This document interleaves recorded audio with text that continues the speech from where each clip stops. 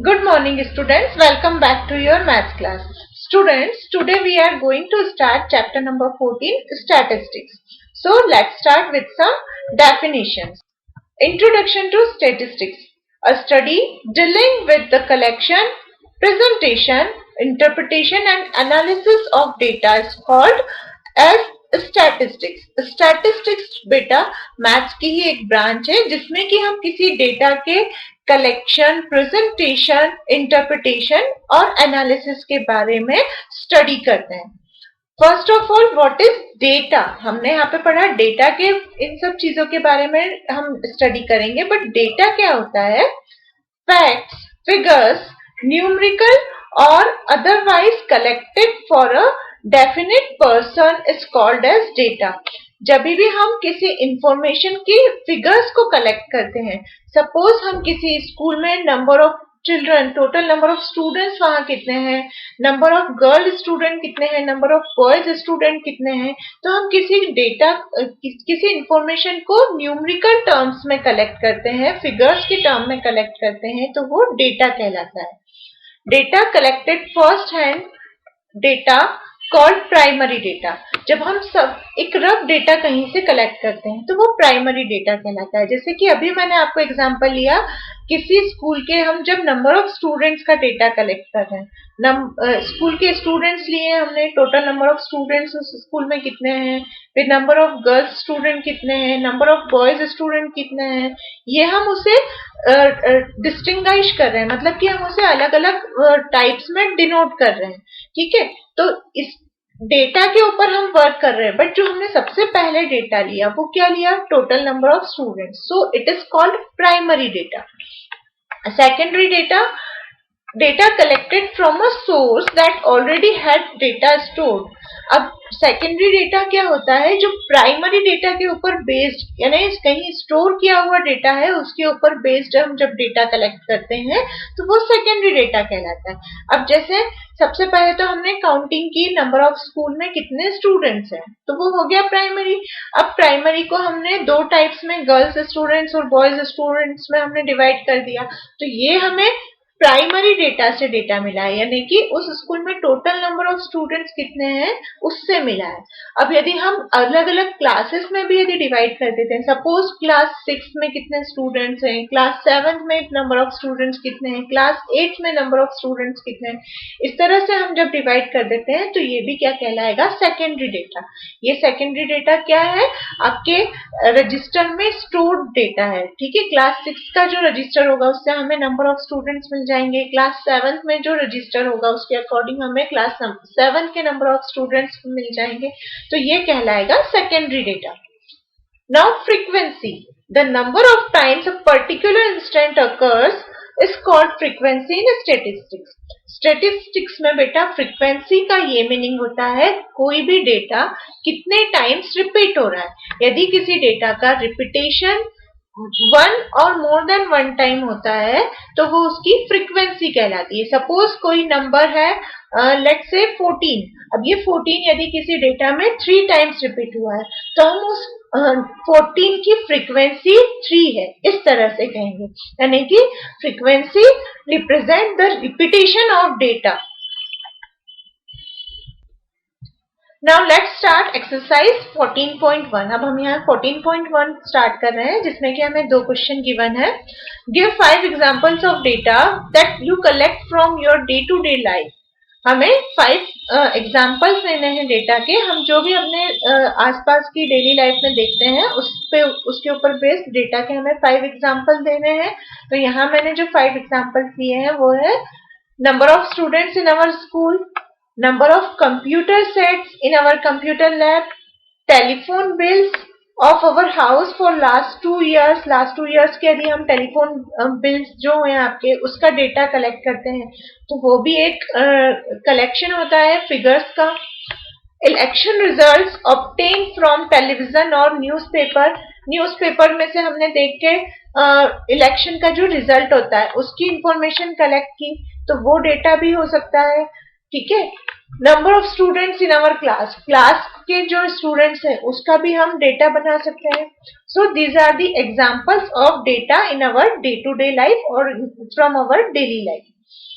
Now in question number 2 we have asked for classify the data in question 1 above as primary or secondary data. Question number 2 में हमें कहा गया है कि जो हमने question number 1 में एग्जाम्पल्स दिए हैं उनमें हमें क्लासिफिकेशन करना है कि इनमें से कौन से प्राइमरी डेटा है और कौन से सेकेंडरी डेटा है.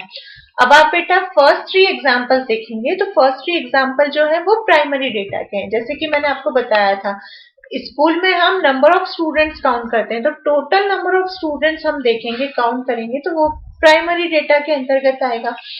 उसी तरह से number of computer sets in our computer lab में कितने कंप्यूटर सेट्स हैं यदि हम काउंट कर रहे हैं तो ये हम काउंट कर रहे हैं, किसी सोर्स से नहीं निकाल रहे हैं, तो ये जो है वो प्राइमरी डेटा कहलाएगा. टेलीफोन बिल्स इन अवर हाउस, अब आप अपने घर में लास्ट 2 इयर्स के टेलीफोन के बिल उठाएंगे, उससे डेटा कलेक्ट करेंगे कि फर्स्ट मंथ में कितना आया था, सेकेंड मंथ में कितना बिल आया था, तो ये भी प्राइमरी डेटा के अंतर्गत ही आता है.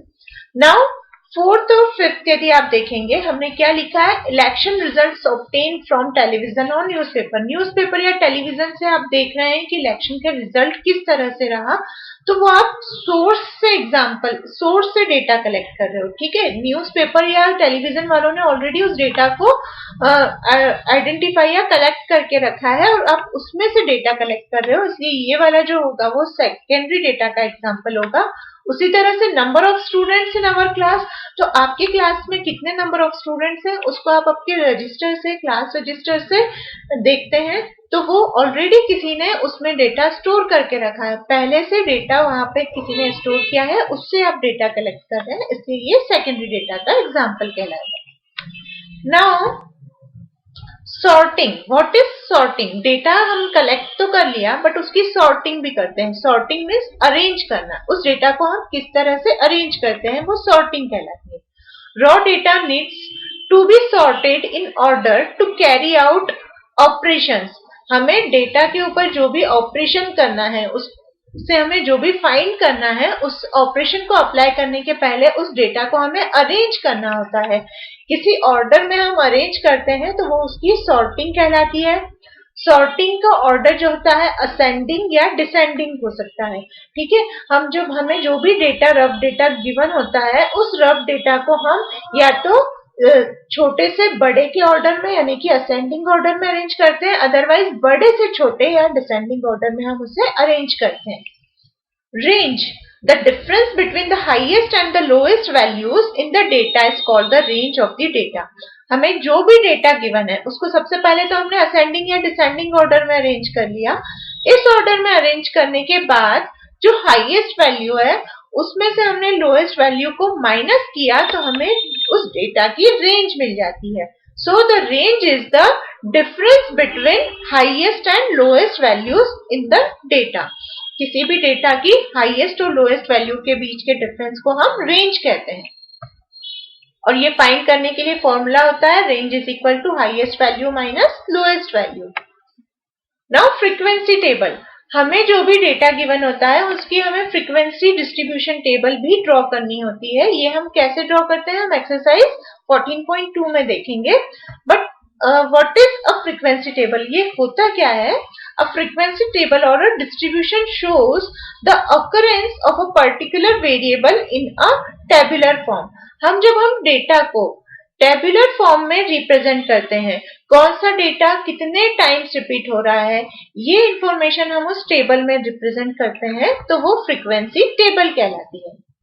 Class interval, the size of the class into which a particular data is divided. अब बेटा यदि आपको सपोज किसी क्लास में एक पर्टिकुलर सब्जेक्ट में 50 मार्क्स का टेस्ट हुआ है, उस 50 मार्क्स में कितने कितने बच्चे आए हैं तो उसे हम कुछ पार्ट्स में डिवाइड कर लेते हैं, यानी कि 0 to 10 में कितने बच्चों को मार्क्स मिले हैं, 10 to 20 में कितने बच्चों को मार्क्स मिले हैं, 20 to 30 में कितने बच्चों को मार्क्स मिले हैं, 30 to 40 में कितने बच्चे हैं, 40 to 50 मार्क्स मिलने वाले कितने बच्चे हैं.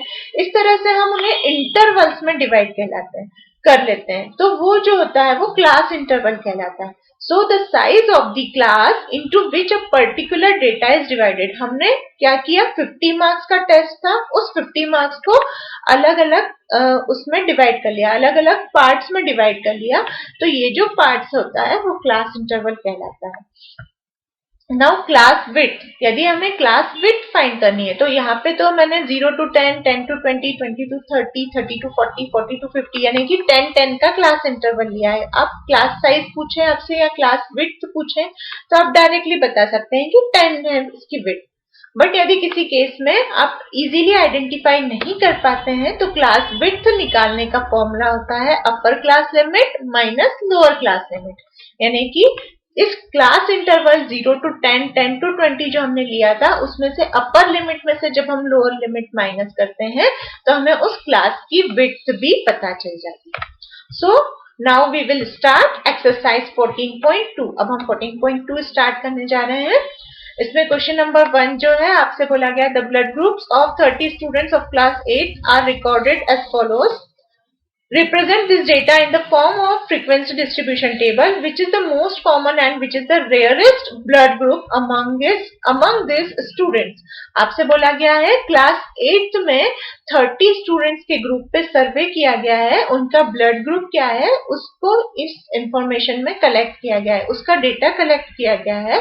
अब इस डेटा को हमें फ्रीक्वेंसी डिस्ट्रीब्यूशन टेबल में अरेंज करना है, रिप्रेजेंट करना है और कौन सा ब्लड ग्रुप सबसे कॉमन है, कौन सा सबसे रेयर है वो हमें यहाँ पे बताना है. So first of all we will draw a distribution table. इसे अरेंज करने के लिए हम सबसे पहले फ्रीक्वेंसी डिस्ट्रीब्यूशन टेबल बनाते हैं जिसके फर्स्ट कॉलम में हम ब्लड ग्रुप लेंगे, सेकेंड कॉलम में हम टेली मार्क्स लेंगे और थर्ड कॉलम में हम नंबर ऑफ स्टूडेंट्स यानी कि फ्रीक्वेंसी लेंगे. Now how many blood groups are there? There are 4 types of blood groups A, B, O and AB. 4 type के ब्लड ग्रुप्स हैं. तो इस ब्लड ग्रुप वाले कॉलम में हमने उन 4 टाइप्स के नेम लिख दिए A, B, O and AB. Now in tally marks we will count how many times the particular blood group repeated. ठीक है, अब हम काउंट करेंगे कितने टाइम्स कोई भी पर्टिकुलर ब्लड ग्रुप रिपीट हो रहा है. तो आप देख सकते हैं A कितने टाइम्स रिपीट हो रहा है, 1, 2, 3, 4, 5, 6, 7, 8 and 9. 9 टाइम्स रिपीट हो रहा है. So number of students are 9 and tally marks. जब हमें टेली मार्क्स बनाना है तो हम 4 स्टैंडिंग लाइन जिसे कि एक 1 स्लैंटिंग लाइन कट कर रही है इस तरह से शो करेंगे और ये तो 5 को रिप्रेजेंट कर रहा है बट हमें 9 बनाना है इसलिए हम इसके बाद 4 स्टैंडिंग लाइन और ड्रॉ करेंगे. In the same way, when we have to represent the blood group B, जब हमें blood group B को represent करना है तब हम number of students count करेंगे जिनका blood group B है. So 1, 2, 3, 4, 5 and 6. There are 6 students who have blood group B. तो यहाँ पे नंबर ऑफ स्टूडेंट्स में हमने लिखा 6 और इसे टेली मार्क्स से शो करने के लिए हमने ये 5 का एक ग्रुप बना दिया. 1, 2, 3, 4 4 standing line cut by a slanting line. ये 5 का एक ग्रुप हो गया और 6 हमें रिप्रेजेंट करना था तो ये 5 plus 1 standing line that is 6. Now the blood group O. O is repeated for 1, 2, 3, 4, 5, 6, 7, 8, 9, 10, 11 and 12. 12 times repeat हो रहा है. सो नंबर ऑफ स्टूडेंट्स 12 और इस 12 को रिप्रेजेंट करने के लिए हमने ये 5 के 2 ग्रुप बनाए. 5 के 2 ग्रुप यानी कि 10 हो गया यहाँ पे. अब 2 तो 2 स्टैंडिंग लाइन हमने यहाँ ड्रॉ कर दी है. Now the last blood group is AB. AB is repeated for 1, 2 and 3 times. So number of students 3 और इन 3 को शो करने के लिए हम 3 स्टैंडिंग लाइन ड्रॉ करते हैं टेली मार्क्स में. So here we can add this number of students. This will give the sum as 30 because total number of students were 30. यहाँ पे जब हम इन नंबर ऑफ स्टूडेंट्स को ऐड करते हैं तो हमें 30 मिलता है और जैसे कि हमने ये सर्वे जो किया था 30 स्टूडेंट्स पे किया गया था तो ये दोनों सम इक्वल आ रहे हैं. मतलब हमने यहाँ पे जो टेबल ड्रॉ की है इसमें कोई भी मिस्टेक नहीं किए। अब हमें बताना है कि कौन सा ब्लड ग्रुप सबसे कॉमन है। तो आप यहाँ पे देख सकते हैं सबसे ज्यादा नंबर मिले हैं 12। किसे? ब्लड ग्रुप O को। So from the above table we have the most common blood group is O and the rarest blood group मतलब जिन्हें सबसे कम नंबर ऑफ स्टूडेंट्स है 3, तो सबसे रेयरेस्ट ब्लड ग्रुप होगा AB। Now, question number 2 is the distance of 40 engineers from their residence to their place of work were found as follows. कि 40 engineer के घर और उनके ऑफिस के बीच की डिस्टेंस जो है वो किलोमीटर्स में आपको इस टेबल में गिवन है। यहाँ पे जो डेटा गिवन है वो घर 40 इंजीनियर्स के घर और उनके ऑफिस के बीच की डिस्टेंस शो कर रहा है। Construct a grouped frequency distribution table with class size 5 above, taking the first interval as 0 to 5, 5 not included. What main feature do you observe from this tabular representation? अब इस question में हमें पूछा गया है कि सबसे पहले तो हमें ये जो डेटा गिवन है इसे डिस्ट्रीब्यूशन टेबल में अरेंज करना है। डिस्ट्रीब्यूशन टेबल में जो हमें इंटरवल लेना है वो 0 to 5, 5 to 10 इस तरह से लेना है। और जब हम 0 to 5 लेंगे उसमें हमें 5 को इंक्लूड नहीं करना है। 5 इज नॉट इंक्लूडेड। 5 मतलब नहीं लेना है, मतलब हमें यहाँ पे 4 तक के ही नंबर को लेना है। उसी तरह से हमें 0 to 5, 5 to 10, 10 to 15, 15 to 20 हमें किस तरह से देखना होगा कि हमें लास्ट नंबर क्या लेना है। यहाँ पे जो सबसे मैक्सिमम नंबर होगा उसके अकॉर्डिंग हम ये डिसाइड करेंगे। यहाँ पे आप देख सकते हैं सबसे बड़ा नंबर जो है वो 31 है। अब ये 31 किस रेंज में आएगा? 30 to 35 की रेंज में। 30 to 35 वाला जो क्लास इंटरवल है उसमें ये 31 वाला नंबर आ सकता है। इसलिए हम ये जो क्लास इंटरवल है 0 to 5, 5 to 10 इसी तरह से कंटिन्यू करते हुए 30 to 35 तक बनाएंगे। So in the first column we will write distance in kilometer where we will represent this class intervals. In second column we will represent tally marks and in the third column we will write the number of engineers यानी कि frequency। तो अब 0 to 5 यानी कि हमें 0 to 4 तक के numbers देखना है यहाँ पे। तो देखिए ये 3 हो गया, 2,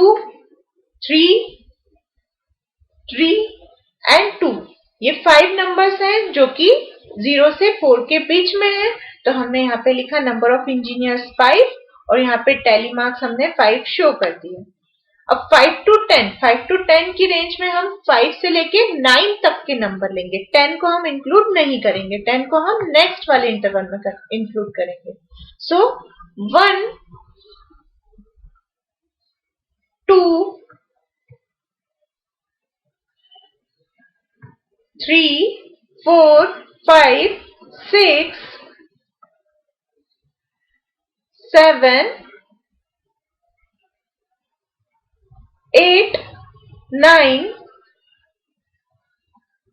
10 and 11.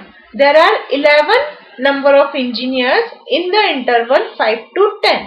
अब ये 11 के लिए हमने 2 तो 5 वाले कॉलम्स बना लिए, 2 5 के ग्रुप्स बना लिए और 1 स्टैंडिंग लाइन ड्रॉ कर दी। इसी तरह से हम 10 to 15 में भी काउंट करेंगे। 10 to 15 वाला जब हम इंटरवल लेंगे तो हम 10, 11, 12, 13, 14 इन डिस्टेंस को तो लेंगे बट 15 को हम नहीं लेंगे बिकॉज 15 को हम नेक्स्ट वाले इंटरवल में लेंगे। इस तरह से हम नंबर ऑफ इंजीनियर्स और according to numbers we will draw tally marks. यहाँ पे टैली मार्क्स ड्रॉ करेंगे। देखिए 11 के लिए अगेन हमने 5 के 2 ग्रुप और 1 सिंगल लाइन ड्रॉ की। 9 के लिए हमने 5 का 1 ग्रुप और 4 स्टैंडिंग लाइन ड्रॉ करी है। 1 के लिए ओनली 1 लाइन, 2 के लिए 2 लाइन्स। इस तरह से हमने टैली मार्क्स बना लिए। अब यहाँ हम नंबर ऑफ इंजीनियर्स जो हमें मिले हैं अलग अलग इंटरवल्स में इनका सम फाइंड करेंगे। इनका सम आ रहा है 40 और हमें टोटल नंबर ऑफ इंजीनियर्स भी 40 गिवन है, यानी कि हमने जो ये टेबल बनाई है वो करेक्ट है। अब हमें इसमें 2 क्वेश्चन और पूछे गए हैं, सॉरी एक ही क्वेश्चन पूछा गया। What main features do you observe from this tabular representation? इस टेबल रिप्रेजेंटेशन से हमें क्या कंक्लूजन मिलता है वो हमें बताना है। So first conclusion is frequencies of class interval 5 to 10 and 10 to 15 are equal. यदि आप देखेंगे तो 5 to 10 और 10 to 15 वाले जो इंटरवल्स हैं इनमें नंबर ऑफ इंजीनियर्स सेम है. इस डिस्टेंस में जो रहने वाले लोग हैं इंजीनियर्स हैं उनके नंबर सेम है which is equal to 11. And the second is frequency of class intervals 20 to 25 and 25 to 30. 20 to 25 और 25 to 30 में भी आप देखेंगे तो number of engineers same है 1 and 1. So the frequencies of class interval 20 to 25 and 25 to 30 are also equal, which is equal to 1. Now the question number 3 is the relative humidity of a certain city for a month of 30 days was as follows. यहाँ पे आपको किसी एक month जो कि 30 days का हमने month लिया है उसमें हर दिन कितनी ह्यूमिडिटी रही है उसकी हमने इंफॉर्मेशन यहाँ कलेक्ट की है. Construct a group frequency distribution table with class 84 to 86, 86 to 88 and so on. Which month or season do you think this data is about and what is the range of this data? आपको यहाँ पे क्या करना है, again आपको ये जो information या डेटा गिवन है इसको टेबुलर फॉर्म में रिप्रेजेंट करना है. इसमें ये कौन से मंथ का डेटा हो सकता है हमें ये बताना है और इस डेटा की रेंज क्या है वो भी हमें बताना है. सबसे पहले यहाँ पे हम जो टेबल बनाएंगे उसमें 3 कॉलम्स बनाएंगे. सबसे फर्स्ट कॉलम में relative humidity in percentage, second column में टैली मार्क्स और थर्ड कॉलम में हम फ्रीक्वेंसी लिखेंगे. ठीक है. अब यहाँ पे देखिए हमें स्टार्टिंग कहाँ से की है, हमें बताया गया है 84 to 86. हमें यहाँ पे जो सबसे लीस्ट नंबर है वो फाइंड करना होगा. तो जो सबसे छोटा नंबर है आप भी यहाँ देख सकते हैं वो है 84.9. 84.9 सबसे छोटा नंबर है हमें यहाँ पे जो गिवन है. तो हम यहाँ पे स्टार्टिंग करेंगे 84 से. तो 84 to 86, 86 to 88 इस तरह से हमने यहाँ पे दो के इंटरवल में क्लास इंटरवल बनाए हैं. जो सबसे हाईएस्ट नंबर है वो है यहाँ 98.3, sorry 98.6. 98.6 is the highest number. So the this interval, this class interval will up to 98 to 100. यहाँ पे हमें 84 to 86, 86 to 88 इस तरह से तो जाना है, बट कहाँ तक जाना है ये हम कैसे डिसाइड करेंगे. यहाँ पे जो मैक्सिमम नंबर है उसके अकॉर्डिंग हम डिसाइड करेंगे. अब यहाँ पे आप देख सकते हैं सबसे बड़ा नंबर जो है वो 98.6 है. इस 98.6 के लिए हमें ये टेबल में इंटरवल बनाना है, वो सबसे हाईएस्ट 98 to 100 में बनाएंगे. अब यहाँ पे बेटा हमने सबसे पहले तो क्लास इंटरवल बना लिए. इस क्लास इंटरवल में आने वाले नंबर्स हम देखेंगे. तो सबसे पहले 84 to 86. 84 to 86 में आप देख सकते हैं ओनली वन नंबर है 84.9. तो यहाँ पे हमने फ्रीक्वेंसी में 1 लिखा, टैली मार्क्स में 1 लाइन ड्रॉ करी. 86 to 88, 86 to 88 में भी आप देखेंगे only one number is there which is 86.5. तो यहाँ पे फ्रीक्वेंसी में हमने 1 लिख के 1 लाइन ड्रॉ करी. इस तरह से हम फ्रीक्वेंसी काउंट करेंगे यहाँ पे और उसके अकॉर्डिंग हम टैली मार्क्स ड्रॉ करेंगे. जब हम फ्रीक्वेंसी को प्लस करते हैं तो हमारा टोटल सम आया 30. और वैसे भी आप देख सकते हैं यहाँ पे जो डेटा कलेक्ट किया गया है टोटल 30 डेज का डेटा है, यानी कि हमने जो ये टेबल रिप्रेजेंटेशन किया है वो करेक्ट है. नाउ सेकेंड क्वेश्चन में आपसे बोला है कि ये किस सीजन की या किस मंथ की ह्यूमिडिटी हो सकती है. Since the relative humidity is high during the rainy season, so the data appears to be taken in the rainy season. यहाँ पे आप देख सकते हैं ये जो फ्रीक्वेंसी है, जो ह्यूमिडिटी है सबसे ज्यादा कहाँ बताइए, 92 to 94 और 96 to 98, मतलब यहाँ पे हाईएस्ट ह्यूमिडिटी शो की गई है. इस पूरे डेटा में आप यदि देखोगे तो ज्यादा से ज्यादा ह्यूमिडिटी वाले जो है डेज वो इस साइड आ रहे हैं, हाईएस्ट वाली रेंज में आ रहे हैं, इसलिए ये ह्यूमिडिटी रेनी सीजन में ही पॉसिबल है. Now in the third question we have to find out the range of this data, and range of this data will be given by high observation minus lowest observation. Highest observation is 99.2 यहाँ पे हमने check नहीं किया, यहाँ पे जो सबसे greatest number है वो 99.2 होगा और जो सबसे लीस्ट नंबर है वो हमने यहाँ देखा था 84.9। जब हम हाईएस्ट में से लोएस्ट वैल्यू माइनस करेंगे तो हमें इसकी रेंज मिल जाएगी। सो 99.2 minus 84.9 that is 14.3. Students, here we have completed exercise 14.1 and 14.2. The remaining question of 14.2 is solved by yourself and you can take help of PDF also. In our next video class, we will continue this chapter with exercise 14.3. Till then, take care. Thank you.